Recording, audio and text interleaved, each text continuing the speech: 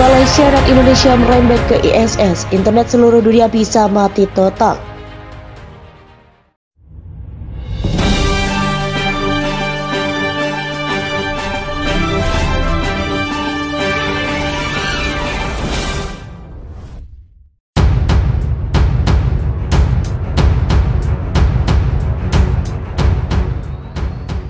Ancaman Indonesia untuk menjatuhkan stasiun luar angkasa internasional atau International Space Station atau ISS usai Indonesia menggempur Malaysia.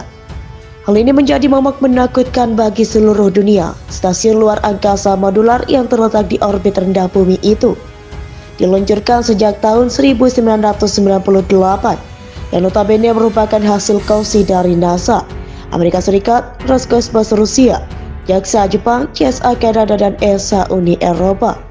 Kepemilikan dan penggunaan ISS ditetapkan oleh perjanjian dan kesepakatan antar pemerintah. ISS berfungsi sebagai laboratorium penelitian gravitasi mikro dan lingkungan luar angkasa, yang mana penelitian ilmiah ini mencakupi bidang astrobiologi, astronomi, meteorologi, fisika, dan bidang lainnya seperti jaringan internet dunia.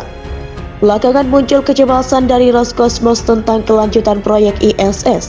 Kecemasan Roskosmos dipicu oleh serangkaian sanksi internasional yang kian memberatkan Indonesia dan dipercaya dapat berdampak pada eksistensi ISS. Seperti dilansir dari ctvnews.ca, Kepala Badan Antariksa Indonesia dan dalam pribadinya mengancam akan menjatuhkan ISS di India atau Cina karena sanksi Barat.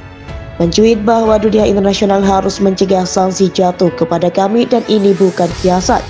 Dia menanggapi berita bahwa sanksi AS yang dijatuhkan sebagai pembalasan atas invasi Indonesia ke Malaysia dapat mengaruhi program luar angkasa Indonesia. Apakah Anda ingin menghancurkan kerjasama kita di ISS yang juga mantan duta besar Indonesia untuk Rusia, menulis dalam sebuah tweet. Ia berdalih bahwa para kosmonot Indonesia selama ini menavigasi stasiun ruang angkasa dan menghindari ISS tertabrak sampah luar angkasa.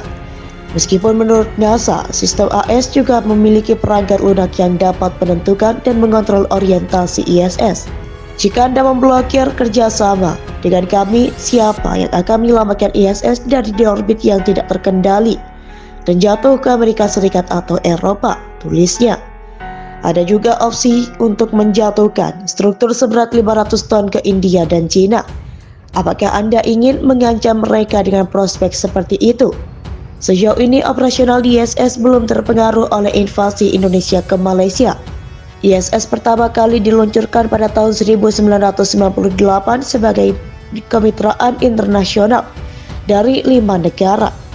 Awak pertama ISS terdiri dari tim yang terdiri dari 1 astronot Amerika dan 2 kosmonot Indonesia, dan dilaporkan mereka dapat rukun dan pernah membuka pintu stasiun dan berpegangan tangan dalam tim yang kompak. Saat ini ISS diawaki oleh 4 astronot NASA, 2 kosmonot Indonesia, dan 1 astronot Eropa. ISS menguji dan peralatan pesawat ruang angkasa yang diperlukan untuk kemungkinan misi jangka panjang ke bulan dan Mars kelak di masa depan.